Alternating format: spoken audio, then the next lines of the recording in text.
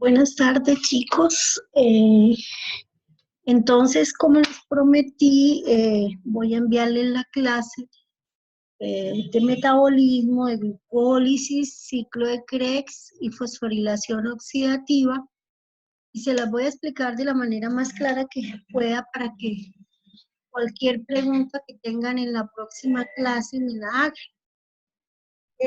Recordando que el proceso de glucólisis es un proceso catabólico, un proceso degradante que se va a degradar por la glucosa. Y se oxida la glucosa, ¿para qué? Pues para generar energía. Entonces, la glucólisis es una ruta catabólica que permite obtener energía y conduce a la formación de piruvato. Se produce en el citoplasma de todas las células de los seres vivos, ¿sí?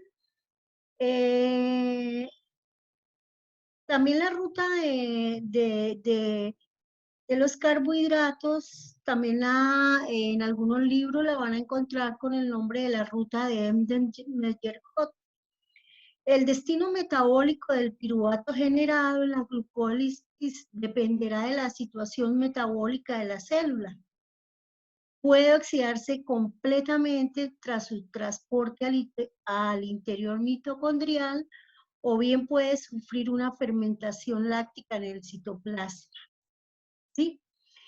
Recordarles también en la clase anterior cuando veían que los carbohidratos, hidratos de carbono, constituyen la principal fuente de energía en la dieta humana.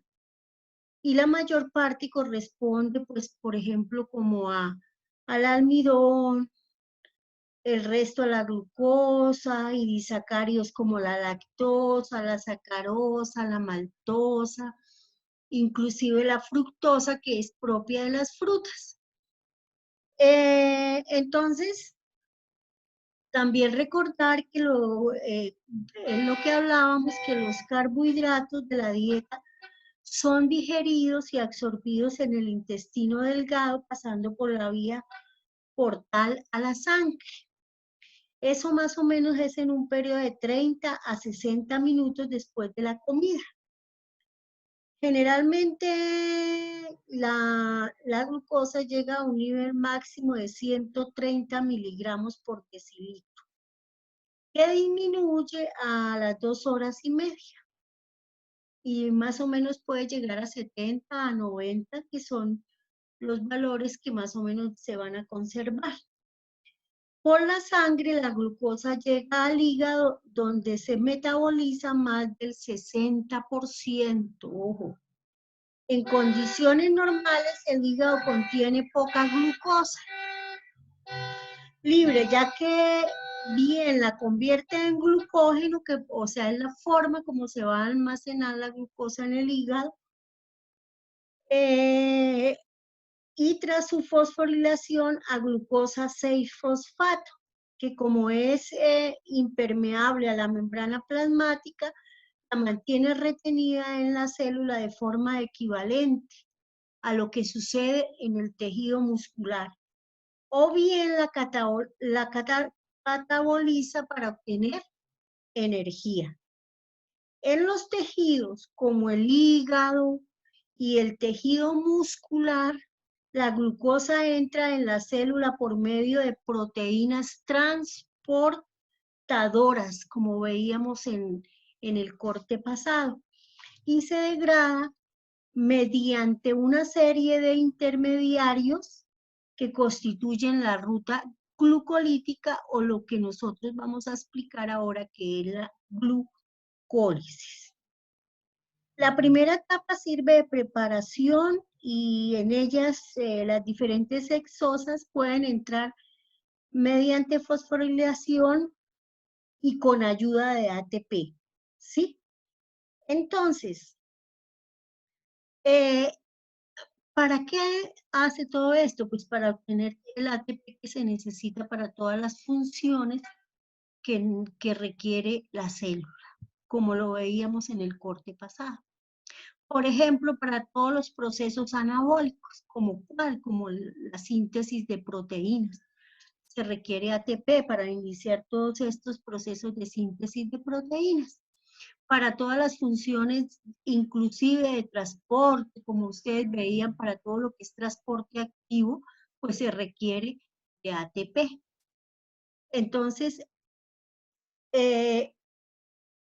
vamos a tratar nosotros aquí en esta clase de ver cuáles son las etapas de la respiración. Las etapas de la respiración son glucólisis, ciclo de Krebs, o también nosotros lo podemos llamar ciclo del ácido cítrico, o el transporte de electrones y quimiosmosis. Entonces, como les decía, la mitocondria que nosotros vimos en el corte pasado está formada por una membrana externa que ustedes ven aquí, todo lo que es amarillito. Está formada por la membrana interna y por las crestas mitocondriales, y es aquí donde se va a llevar la mayoría de los procesos de respiración. Pero hay que aclararles que el proceso de glucólisis se inicia en el citosol, cuando ingresa la glucosa a la célula, y en una serie de 10 reacciones, que las vamos a ver ahorita rápidamente, en esas 10 reacciones la glucosa se va a transformar en piruvato o ácido pirúvico. Como decían ahí, el piruvato o el destino del piruvato depende de las condiciones de la célula. Pero si va a seguir la ruta glucolítica de la respiración, entonces, ¿qué va a hacer? Que se tiene que transformar en acetilcoenzima A para poder ingresar a la mitocondria, porque él no puede, tiene cerrada la puerta para entrar a la mitocondria. Entonces se transforma en acetilcoenzima A, y a partir de ahí se inicia la segunda fase del proceso de respiración, que es el ciclo del ácido cítrico o ciclo de Krebs. Y inmediatamente cuando ya termina el ciclo de Krebs, que es el ciclo donde mayor cantidad de ATP se va a formar, entonces inicia el proceso de transporte de electrones o quimiosmosis. Entonces, ¿qué se necesita para que haya glucólisis? Pues para que haya glucólisis se necesita glucosa, ¿sí? ¿Y para qué más? Pues se necesita ATP. Imagínense, aquí se produce ATP, pero se necesita ATP. Todas las reacciones bioquímicas en las células deben iniciarse con ATP. También se necesita NAT. En el documento que ustedes tienen de enzimas, ahí que ya me imagino lo deben haber leído, se les explica qué es el NAT, el adenín dinucleótido, que pues nosotros también lo podemos definir como una coenzima transportadora de electrones. Se necesita NAT. ¿Cuáles son los productos finales? Pues el piruvato, ATP y el NAT reducido. ¿Qué es el NAT reducido? El NAT, el adenín dinucleótido, si se reduce a NADH. En química ustedes saben que reducir quiere decir ganar electrones. Entonces él gana aquí NADH, y el hecho de que él se reduzca nos va a indicar que al final del proceso eso va a hacer ganancia de ATP para la célula. Luego viene esta parte 2 que dice formación de la acetilcoenzima A, pero no es una fase, es simplemente una sola reacción que ya la vamos a explicar, y se necesita pues que el piruvato mediante la coenzima A y el NAT se transforme en acetilcoenzima A. ¿Para qué? Para poder iniciar el proceso de ciclo de Krebs, que se lleva a cabo en 9 reacciones, ¿sí? Que son la mayor cantidad de ATP que se va a producir. ¿Qué se necesita para que haya ciclo de Krebs? El acetilcoenzima A, se necesita el NAT, el adenín dinucleótido, Y aquí interviene ya el FAD, que es el flavina-denindinonucleótido, que como ustedes ya leyeron, saben qué es. Y si no lo han leído, pues pónganse y leen para que sepan qué son estos coenzimas transportadoras de electrones. ¿Para qué? Para que se produzca ATP, ¿sí? Y se reduzca el NAD y el FAD, que en la reducción nos van a indicar al final de todo el proceso ATP. Luego tenemos la tercera fase, que es el transporte de electrones o quimiósmosis. Esa quimiósmosis, como la palabra lo dice, quimiósmosis. Por eso yo a ustedes les recalcaba tanto el concepto de ósmosis en el corte pasado. ¿Por qué? Porque es que aquí esta fase de la respiración dice que cadena de varias moléculas transportadoras de electrones, o sea, es un proceso de transporte de electrones a favor del gradiente de concentración, ¿sí? Entonces, se va a dar un proceso de traspaso de membrana a favor del gradiente de concentración. ¿Para qué? Para transportar una cantidad de protones que necesitan transportarse. Y estas son las tres fases de la respiración resumidas. Entonces, vamos a ver las reacciones una por una. La primera reacción de la glucólisis es la fosforilación de la glucosa, o sea, ya aquí ingresa la glucosa, la molécula de glucosa, una molécula de glucosa.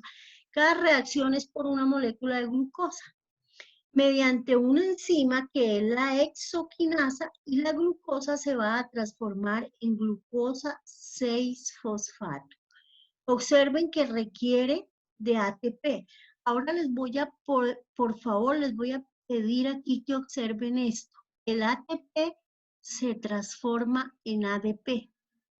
Esto hay que tenerlo muy en claro. ¿Por qué? ¿Qué quiere decir? Es muy diferente que yo vea que el ATP se transforma en ADP a que si yo viera que ADP se transforma en ATP. Cuando está así, que el ATP se transforma en ADP, o sea, adenosín trifosfato, se transforma en adenosín difosfato, eso quiere decir que está gastando energía, que le está aportando energía a la reacción. Esa es la primera reacción. Ustedes aquí no, en este proceso, no les voy a exigir que se aprendan todo el proceso químico, o sea, lo que ocurre sobre la estructura, la parte química. Sí, no me interesa que se aprendan las reacciones con el nombre. Ustedes ya de todas maneras se saben la estructura de la glucosa. Puede ser esta estructura en anillo, que es 1, 2, 3, 4, 5, 6 carbonos, que es una hexosa, ¿sí? Y de esa manera, pues ustedes van a más fácil de aprenderse la reacción con el nombre. La hexoquinasa, que es la enzima, cataliza también la fosforilación de otras hexosas como la fructosa y la manosa. La enzima, para que funcione, requiere iones de magnesio y se combinan con ATP para formar el sustrato magnesio ATP.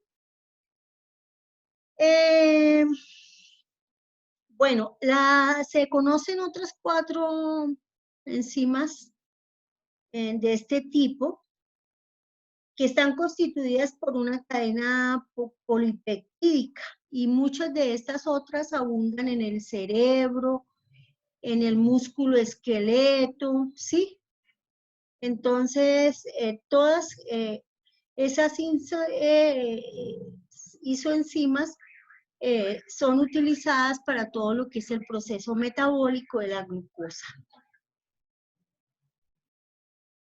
Ahora, la segunda reacción, observen, la glucosa 6-fosfato se va a transformar en fructosa 6-fosfato mediante la fosfoglucosa isomerasa. Es una enzima que va también, sigue el proceso de degradación de la glucosa, sigue el proceso de, de rompimiento de la glucosa, porque en sí el proceso de glucólisis es eso, degradarse la glucosa. Pero aquí en esta segunda reacción no ocurre sino la parte química. Bueno, digamos, en la tercera reacción, la fructosa 6-fosfato se transforma en fructosa 1,6-difosfato. Pero aquí también se requiere ATP para que se lleve a cabo la reacción. La conversión de la glucosa 6-fosfato a fructosa 6-fosfato está catalizada por la fosfoglucosa isomerasa, como vimos en la reacción anterior, ¿sí? Y la fosforilación de la fructosa 6-fosfato, digamos así, aquí la vemos como la tercera reacción, pero participa otra molécula de ATP y está catalizada por la fosfofructoquinasa. Esa es la tercera reacción. No, observen que no les hago énfasis en la parte química, o sea, los grupos que actúan sobre las estructuras, porque pues eso ya lo verán ustedes en la parte cuando vean bioquímicas, pero acá pues me interesa que entiendan cómo es el proceso de la glucólisis, cómo se llevan a cabo las reacciones, simplemente con el nombre. Ahora, observen aquí cuando se va a fosforilizar la fructosa 1,6-difosfato. Aquí hay una cosa importante que ocurre en el proceso de la glucólisis. Es que ustedes saben que la fructosa es una hexosa, o sea, tiene 6 carbonos, ¿cierto? Esa fructosa se va a romper en dos. Observen, se rompe en dos mediante una aldolasa. ¿Y qué ocurre? Que se van a formar dos compuestos. ¿Cuáles son esos dos compuestos? Se va a formar el gliceraldehído 3-fosfato y se va a formar la dihidroxicetona fosfato. Muy importante, ¿por qué? Porque a partir de esta reacción número 4, entonces ya no hay un solo compuesto, sino que van a aparecer dos compuestos. Por eso al final de la glucólisis no aparece una sola molécula de piruvato, sino que aparecen dos moléculas de piruvato.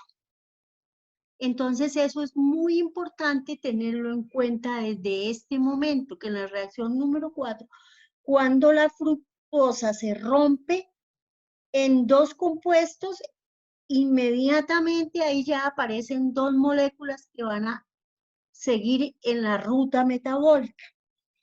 Entonces,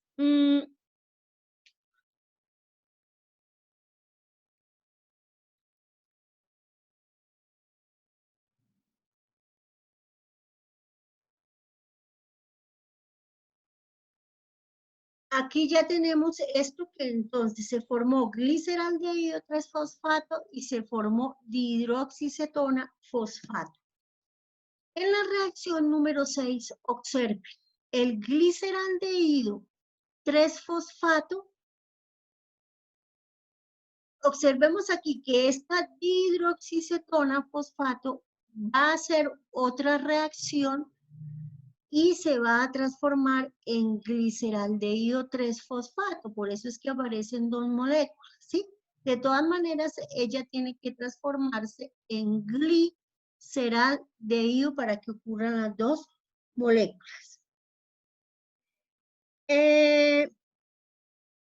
Entonces ya en la reacción número 6 vemos que dos moléculas de gliceraldehído mediante una deshidrogenasa se va a transformar en 1,3-difosfoglicerato. Pero ojo con lo que ustedes observan aquí. Aquí aparece ya el NAD, el adenín dinucleótido. Ese NAD nos indica a nosotros ahí que si se reduce va a ser muy importante para el final porque esto me va a representar a mi ATP. ¿Cuánto ATP? Por la reducción de cada NAD se van a formar 2.5 ATPs. ¿Qué quiere decir? Que esto al final, como son dos moléculas de NAD, me irían a representar a mí 5 ATPs. Vuelvo y repito, cada NAD reducido me va a representar a mí la producción de 2.5 ATPs al final del proceso. Pero como aquí se reducen 2, entonces me va a representar a mí 5 ATPs, ganancia de 5 ATPs. Esto ya es ganancia. Entonces, cuando ustedes vean que un NAD pasa a NADH, quiere decir que se está reduciendo, que eso va a producir ATP al final. En la reacción número 7, no sucede mayor cosa, simplemente el ácido 3-fosfoglicérico pasa a 2-fosfoglicérico o glicerato. Eso no tiene nada que ver. Y en condiciones fisiológicas normales, cualquiera de estas reacciones ocurre sin ningún problema.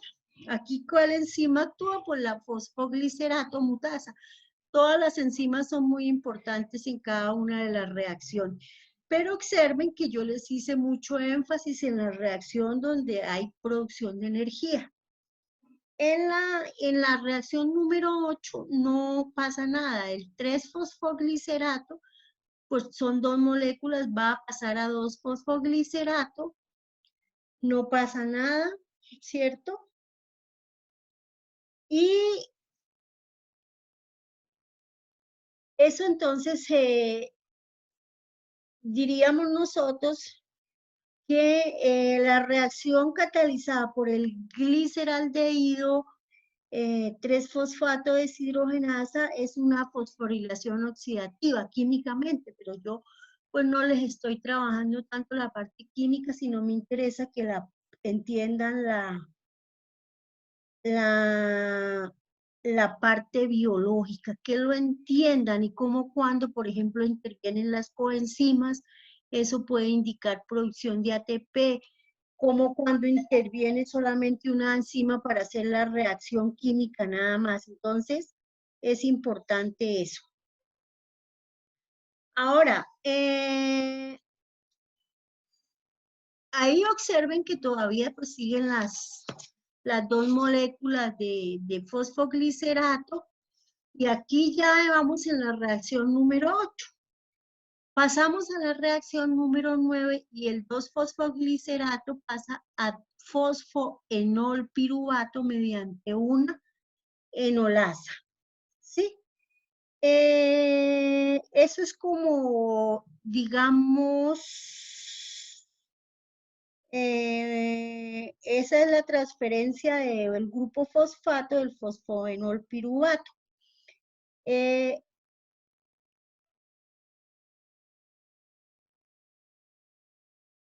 Ahí también se requiere magnesio para que haya actividad. Ya vamos en la reacción número 9. Y fíjate que solo aquí, en una sola reacción, hemos hablado de que puede generarse energía, que fue en la reacción que les dije que estaba el NAD. Ya en la reacción número 10, el fosfoenol piruvato se va a transformar en piruvato.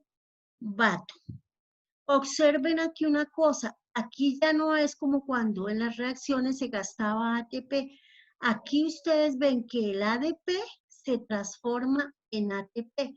¿Qué quiere decir eso? Pues que se va a sintetizar al final ATP. Aquí ya se está produciendo, muy diferente a cuando se está gastando. Aquí se está produciendo ATP. Entonces, ¿por qué dos moléculas? Porque son dos moléculas de fosfoenol piruvato y por eso son 2 moléculas de ADP que van a llegar a producir 2 moléculas de ATP. Cuando se produce ADP a ATP, solo se iría a generar al final un ATP. En el NAT eran 2.5. Aquí solo sería un solo ATP. Entonces, ahí son las 10 reacciones de la glucólisis. Ese fosfoenol piruvato es transferido al ADP por la piruvato quinasa, ¿sí? Es una reacción irreversible. La piruvato quinasa es una enzima o una isoenzima también. También se puede encontrar en el hígado, en el músculo, en el cerebro. Y la actividad de estas enzimas es controlada por el nivel energético de la célula. Cuando los niveles de ATP son elevados, este compuesto actúa como un efector alostérico negativo, inhibiendo a la enzima. La enzima también se puede inhibir por concentraciones altas de alanina, pero bueno, esto ya es la parte bioquímica. Y esto serían las 10 reacciones de la glucólisis, ¿sí? ¿Qué quiere decir eso? Que la glucosa terminó en 10 reacciones degradándose a piruvato o ácido pirúvico. Y como consecuencia de la glucólisis, pues solamente se van a generar 2 ATPs netos. ¿Netos qué quiere decir? Que ya tenemos, eran 5 y 2 aquí serían 7.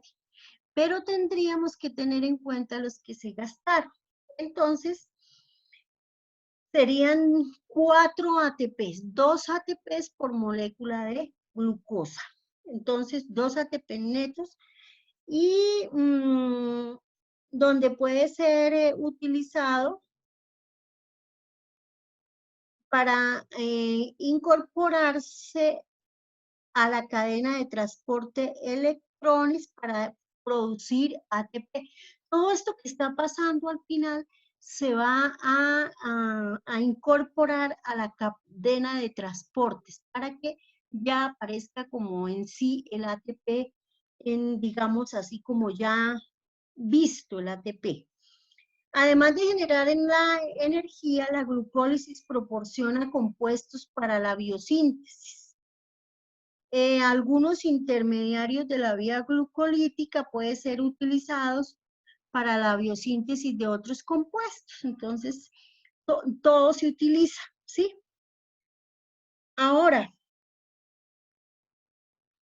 además de la glucosa, otros carbohidratos entran en la ruta glucolítica para ser degradados. La glucosa de los polisacáridos, como el glucógeno y el almidón, entran en la ruta a través de enzimas que degradan las cadenas mediante procesos regulatorios.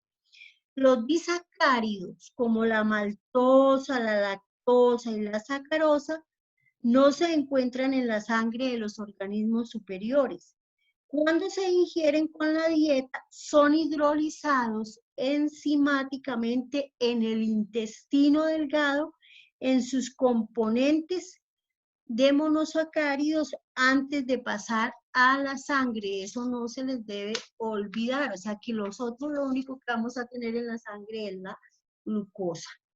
Entonces, ahora, decíamos, esta sería la reacción general de la glucólisis.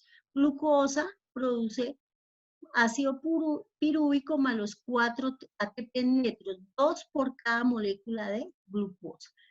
Y pasamos entonces, estos dos no los tengamos en cuenta, son un poco más complejos y hablan de lo que es la fermentación.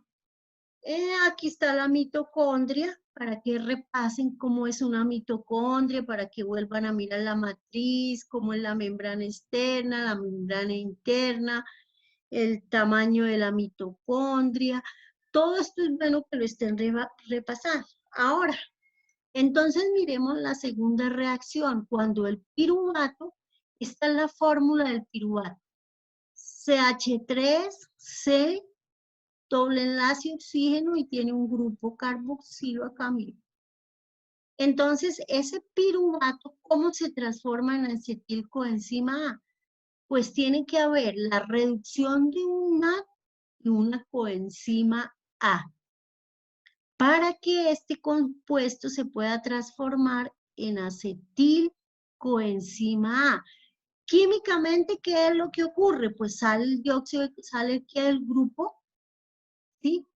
Aquí sería un OH, sale un hidrógeno y se desprende dióxido de carbono. ¿Para qué? Para que la coenzima A venga aquí a este carbono, se una y se forme el acetilcoenzima A. Pero observen que aquí hubo reducción de un NAD. ¿Qué quiere decir eso? Que aquí, como son dos moléculas de piruvato, eso no lo podemos olvidar, dos moléculas de piruvato van a producir dos moléculas de acetilcoenzima A. Entonces aquí se estarían reduciendo dos NAD. Al reducirse dos NAD, al final en la cadena transportadora nos van a originar 5 ATPs, que si ustedes se los suman a los 7 que se producían en la glucólisis y 5 ya llevaríamos 12 ATPs, sin tener en cuenta que son netos, ¿sí? Serían, sumémoslos así, generalmente, entonces serían 12 ATPs que ya llevamos, que hay que tenerlos en cuenta porque es ganancia, ¿sí? Ahora, pues hay que recordar que, por ejemplo, la fructosa, ahí en el ciclo de la glucólisis, para incorporarse a la glucólisis es por acción de una exoquinasa en el tejido adiposo se incorpora, ¿sí? O si no, entonces en el hígado la fructosa sigue la vía de la fructoquinasa transformándose en gliceraldehído 3-fosfato para ya poder ingresar a la glucólisis. En el hígado la concentración de glucosa es muy superior a la de la fructosa. Entonces, y la enzima tiene mayor afinidad por la glucosa que por la fructosa. Por ello, en el hígado la fructosa es el sustrato de la fructoquinasa. Eso como una información de lo que es la fructosa, porque algunos preguntan qué pasa con la fructosa. Bueno, entonces ya se formó el acetilcoenzima y él es el que puede ingresar al ciclo de Krebs. Ese acetilcoenzima, pues este es como más complejo, este gráfico, pues entonces no lo tengamos en cuenta. Entonces llegamos al ciclo de Krebs. Son 9 reacciones donde el acetilcoenzima A, este orden ustedes se lo deben aprender. Acetilcoenzima A pasa a ácido cítrico, luego a ácido acotínico, luego a ácido isocítrico, luego a ácido alfa-cetoglutárico, luego a ácido succínico, luego a ácido fumárico, a ácido málico y luego a ácido oxalacético. Este es el orden, pero vamos a ver entonces las reacciones en esta gráfica. Observen. Aquí está en la primera reacción cuando el acetilcoenzima A, aquí están numeraditas para que ustedes lo tengan en cuenta, se transforma en citrato o ácido cítrico. Son procesos químicos en donde se desprende agua, pero mire que no pasa mayor cosa. Lo mismo cuando el ácido cítrico se transforma en ácido acotínico, se desprende agua, pero es la parte química, ¿sí? Y pasa a la tercera reacción cuando el alcohol-nitrato se transforma ¿a qué? A isocitrato, luego pasa, pero miren, observen aquí, cuando el isocitrato, acá en la reacción número 4, se transforma en cetoglutarato, ¿sí? ¿Ustedes qué ven ahí? Pues que hay una reducción de un NAD. Cuando este NAD, como lo veíamos en la glucólisis, se reduce, me va a mí, en la cadena transportadora de electrones, se va a incorporar y me va a generar a mí 2.5 ATPs, acuérdense. Pero como nosotros venimos con dos moléculas que ingresaron aquí al ciclo de Krebs de acetilcoenzima A, pues aquí vienen, serían dos moléculas de NAD. O sea, estos serían 5 ATPs aquí en la reacción número 4. Pasamos a la reacción número 5. ¿Qué ven ustedes? Pues también hay reducción de el NAD. ¿Y qué pasa? Pues si hay reducción del NAD, quiere decir que hay ganancias de ATP. Entonces serían otros 5 ATPs. Entonces entre la 4 y la 5 ya llevaríamos 10 ATPs. Cuando el alfa-cetoglutarato se transforma en succinil coenzima A, pues hubo reducción de NAD. Ya cuando el succinil coenzima A se transforma en succinato, observen que este GDP a GTP es lo mismo como si yo les estuviera haciendo que de ADP pasa a ATP. De ADP pasa a ATP. ¿Qué quiere decir? Que ahí se va a generar ATP. ¿Cuántas? Pues dos, por cada ADP que pasa a ATP es 1, pero como son dos moléculas, entonces serían 2 ATPs. Entonces 5 más 5 serían 10, más 2 serían 12 que llevamos acá. ¿Sí? 12 ATPs. En la reacción número 7, cuando el succinato se transforma a fumarato, aparece el FAD. El FAD, pues el FAD, ¿qué es? El FAD es el flavina de nucleótido. Pero a diferencia del NAD, él va a generar menos energía en la cadena transportadora de electrones porque solo nos va a generar, digamos, 1.5 ATPs, pero como son dos moléculas de succinato, serían 3 ATPs. ¿Y cuántos llevábamos? 5, 10, 12 y 3 serían 15 ATPs acá. ¿Sí?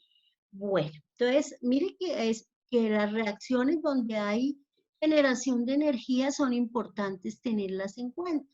Luego el succinato que pasa a fumarato, bueno, reacción número 7. En la 8 el fumarato pasa a malato. Pues no hubo, sino la parte química, se desprende agua y él pasa a malato. Pues aquí lo que hay son enzimas que no las puse para no complicarles más la vida. Pero aquí entonces el malato pasa a oxalacetato, que sería la última reacción. Pero ahí entonces el NAD se reduce y va a producir ATP al final, que me representan, como vienen dos moléculas de malato, serían dos moléculas de NAD más acá, que corresponderían entonces a 5 ATPs más. 5 ATPs más. Entonces, sumemos 5, 10, 12, 15 y 5, 20 ATPs que se generarían en el ciclo de Krebs. En los libros anteriores ustedes pueden encontrar que 24, porque cuando se reduce un NaD lo toman como 3 y cuando se reduce un PaD lo toman como 2. Pero actualmente entonces ya se trabaja con 2,5 para el NaD, 1,5 para el FAD y 1 para la síntesis de ATP. Entonces, eso hay que tenerlo en cuenta. Entonces, en el ciclo de Krebs nosotros aquí tomando estos valores para NaD y para FAD, iríamos a obtener 20 ATPs.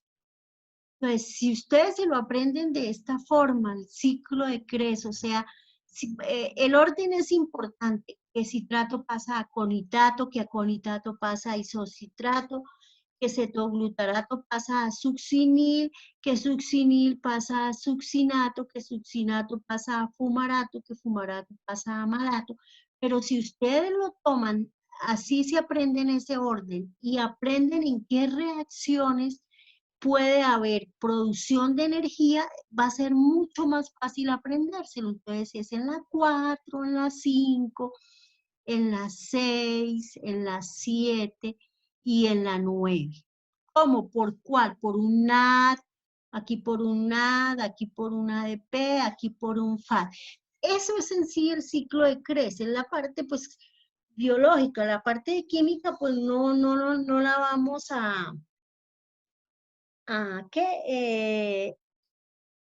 mirar tanto, por eso yo les digo, la parte química no se las voy a exigir tanto, ¿sí? Esas 9 reacciones van a generar pues dióxido de carbono y agua por la parte química. Y la última reacción pues es la que se genera es el oxalacetato. Entonces miren que no es difícil, no tiene, o sea, no es difícil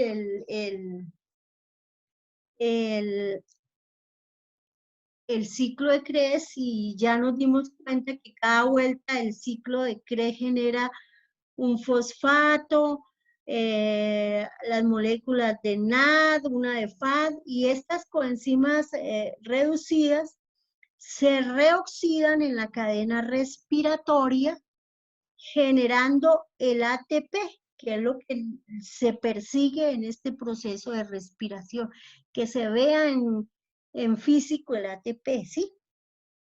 Ahora, esto se lo pueden aprender de esta forma y es muy fácil, sin ponerle más complicaciones.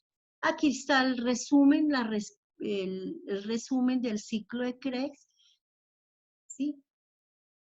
Y viene entonces la tercera fase, que es el proceso de quimiosmosis. Por eso se llama quimiosmosis, porque prácticamente es un proceso de ósmosis. Entonces vamos a explicarlo. Es también muy sencillo. No tiene nada de difícil. Entonces observen aquí, miren. Ustedes ven aquí la mitocondria. En la membrana externa, pues es una bicapa lipídica, como siempre que hemos hablado de las bicapas lipídicas. Luego está el espacio intermembranoso, ¿sí? Y luego aquí está la membrana interna de la mitocondria. Ustedes aquí lo que ven son las proteínas transmembranales. Esas proteínas transmembranales se forman complejos. Está el complejo 1, el complejo 2, el complejo 3 y el complejo 4. Entonces, ¿qué es lo que ocurre? Que aquí en el espacio intermembranoso, como vamos a ver ahorita en otro, se van a acumular todos los protones de hidrógeno que se formaron en las anteriores reacciones. Entonces son muchos protones de hidrógeno y va a haber un traspaso de esos protones a favor del gradiente de esta membrana, pero ayudados por las proteínas transmembranales porque es un transporte activo. Entonces, ¿qué es lo que ocurre? que estos protones de hidrógeno van a ingresar con la ayuda de los transportadores de electrones. ¿Cuáles son los transportadores de electrones? Pues son el NAD y el FAD, ¿sí? Entonces, las tres moléculas de NAD y la de FAD se oxidan en la cadena de transporte electrónico, ¿sí? Para luego producir ATP. Entonces, ¿qué ocurre? Miren, el NAD, como es como el más de alta energía, digámoslo así, es el de más alta energía, él va a ingresar por el complejo 1, ayudado de una enzima que es la flavina mononucleótido, ¿sí? El FAD, que es el menos energético, va a ingresar por el complejo 2, ayudado de la coenzima Q. Entonces entra el NAD por acá, pasa al complejo 3 y luego pasa al complejo 4. El FAD ingresa por el complejo 2, pasa por el complejo 3 y pasa por el complejo 4. Entonces, ¿qué es lo que va a ocurrir ahí? Que van a ver el proceso o el mecanismo de oxidación y el acoplamiento quimiosmo. Es la manera en la cual se forma ATP a partir de ADP y fosfato a medida que los electrones, ¿cuáles electrones? Pues los protones de hidrógeno son transportados por el NAD y por el FAD. Descienden por la cadena de transporte, o sea, por la membrana, que ese proceso es impulsado por un gradiente de protones, o sea, iones de hidrógeno, establecido a través de la membrana mitocondrial interna. O sea, este proceso de transporte de electrones o quimioósmosis ocurre en la membrana interna de la mitocondria. El acoplamiento quimiosmótico establece un gradiente electroquímico de protones a través de la membrana interna de la mitocondria y la energía de este gradiente se utiliza para formación de ATP a partir de ADP y fosfato. Explicándolo de otra manera, para que les quede más claro, observen, esta es la membrana la membrana interna de la mitocondria. ¿Sí? Esta es la membrana interna de la mitocondria. Entonces, aquí está la proteína 1 o el complejo 1 por donde va a ingresar el NAD ayudado de la FMN. Va a ir atravesando y ingresan los protones con el FAD por la segunda proteína ayudados de la coenzima Q. Pasan al complejo 3, que sería esto, que están ayudados por los citocromos B, citocromos C, citocromos A, que son proteínas que ayudan en el proceso de óxido reducción. Son forma oxidada de los transportadores de electrones, miren. Esos son los citocromos. Hasta que llegan al final y los está esperando el oxígeno como aceptor final. Entonces, los electrones transportados por el NAD entran en la cadena cuando son transferidos a la FMN. Los electrones transportados por el FAD entran en la cadena cuando son transferidos por la coenzima Q. Y el aceptor final es el oxígeno. Que les quede claro, o sea, estas son proteínas transmembranales, atravesando la membrana en procesos de oxidación y reducción, ayudados en el complejo 3 por el citocromo C, citocromo A y citocromo B. Más o menos eso es lo que está ocurriendo. ¿Cuáles son los electrones? Porque estarán diciendo que ¿cuáles son los electrones? Pues los protones hidrógenos, que ya se los muestro cómo se acumulan. Miren, vuelvo y les explico aquí en esta gráfica. Este es el espacio intermembranoso. Aquí se acumulan todos los hidrógenos que venían de atrás. Estos hidrógenos, como están cargados positivamente, van a generar un gradiente electroquímico. Y ellos son los que van a atravesar, mire, todas las proteínas transmembranales que forman el complejo 1, el complejo 2, el complejo 3. El complejo 1 va a ingresar el NAD, ayudado por la coenzima FMN, que es la enzima. Atraviesan este complejo, atraviesan esa proteína para ingresar luego al 3 y luego al 4. Cuando ingresan al 4 hay una enzima que se llama la ATP sintetasa, que va a hacer que todo lo que pase por ahí salga transformado en ATP a partir de ADP. Lo mismo con el FAD. El FAD ingresa por el complejo 2, ayudado por la coenzima 2, transporta los protones, pasa al complejo 3, que están ayudados por los citocromos, y luego al complejo 4, y donde todo lo que pasa por ahí va a salir en forma de ATP. Y el aceptor final es el oxígeno para formar agua. Por eso en el proceso de respiración uno de los productos finales puede ser agua. Lo que al final nos va a indicar a nosotros que en todo el proceso de respiración vamos a obtener de 34 a 36 ATP. En los libros anteriores pueden decir que a 38 ATPs, ¿sí? Entonces, eso es lo que es la cadena transportadora de electrones o quimioósmosis, que también no se puede llamar quimioósmosis. Pero mire que no tiene nada de difícil. Nada de difícil, ¿por qué? Porque es entenderlo, y si ustedes le ponen cuidado a mi explicación, lo van a entender. ¿Cuál es el objetivo? Que se forme este ATP, ¿sí?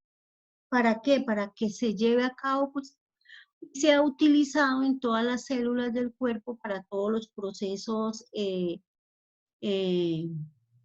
Aquí tienen otra forma como se vería, mire, la membrana mitocondrial externa, aquí está el espacio intermembranoso donde todos los protones de hidrógeno se acumulan, forman como un gradiente protónico, ¿sí? Y entonces van a ingresar por las proteínas transmembranales, por acá ingresa el NAD, por acá ingresa el FAD, ayudados de las coenzimas, pasan al complejo 3, donde están los citocromos, y llegan al complejo 4, donde está la ATP sintetasa, que es esto, y esto es la que ayuda a que todo este ADP salga transformado en ATP, ¿sí? El destino metabólico del piruvato producido en la glucólisis depende de las condiciones anaeróbicas o aeróbicas de la célula. En situaciones anaeróbicas, el piruvato sufrirá fermentación láctica catalizada por el lactato de deshidrogenasa, que permite a la célula regenerar el NAD consumido en la glucólisis, y hará posible que la glucólisis siga activo y con ello se genere energía en forma de ATP. El ciclo de Claeys cumple dos funciones importantes. Uno es la ruta degradativa final para la oxidación de moléculas combustibles, digámoslo así. Y la otra es la fuente de moléculas precursoras para las rutas biosintéticas, ¿sí? Entonces, para las otras rutas. Entonces, ahí ustedes ven que esto no tiene nada de difícil, nada de difícil. Observen acá, mire, esta es la bomba protónica, o sea, donde está la ATP sintetasa, que pues parece muy sencilla, pero es bastante compleja, y de aquí es donde sale todo el ATP que el organismo necesita. Una molécula de glucosa, mire todo lo que hace. Aquí está todo el resumen. Uno cuando pues está iniciando, pues mira que la glucosa más oxígeno produce dióxido de carbono, más agua, más ATP, pero en realidad aquí dice 38, pero Si tomamos los valores de NAT y de FAT como 2.5 y 1.5, me va a dar 34 a 36. La primera fase, glucólisis. La segunda fase, ciclo de Krebs, y la tercera, transporte de electrones. Aquí esta solamente es una reacción cuando el ácido pirúvico se transforma en acetilcoenzima A. Ese es el resumen y no tiene nada, de difícil, observe. Entonces, ¿qué es entenderlo? Y de esta manera, pues ustedes lo van a entender. Los casos clínicos que de pronto hay que entender de una disfunción del complejo piruvato deshidrogenasa, por ejemplo, ciclo de Krebs y de las reacciones, son consecuencia de una insuficiente actividad enzimática debido a una deficiencia, por ejemplo, en coenzimas o a un defecto estructural de la proteína. Entre los primeros, el caso más conocido es el de la deficiencia de vitamina B1, y entre el segundo caso sería la reducida actividad de las enzimas del complejo piruvato deshidrogenasa. Por ejemplo, el mal funcionamiento de la fumarasa o de la citrato sintasa. Por ejemplo, ¿por qué? Porque cuando hay deficiencia de vitamina B1, se ocasionan enfermedades neurológicas, ¿cierto? Las manifestaciones clínicas de esta enfermedad puede ser el dolor en las extremidades, dolores musculares, sensibilidad epidérmica, todo ello pues como deterioro del sistema nervioso. ¿Qué más les digo? Cuando hay deficiencia de la fumarasa, es una enfermedad metabólica autosómica, recesiva y es severa, ¿sí? Hay retraso psicomotor y anomalías cerebrales. Muchos pacientes presentan acidosis metabólica o encefalopatías. Encefalopatías son enfermedades degenerativas. Las deficiencias de la fumarasa, por ejemplo, en el tejido cerebral y el músculo esquelético pueden ocasionar miopatías mitocondriales. Las mitocondrias del músculo esqueleto y del hígado muestran una actividad en fumarasa prácticamente nula cuando hay deficiencia de ellas. Eso sería en cuanto a las 3 fases de la respiración. Entonces, es importante que ustedes revisen la explicación que yo les he hecho en cada una de las reacciones para que en la próxima clase me hagan preguntas. Hasta ahí serían los 3 procesos de la respiración.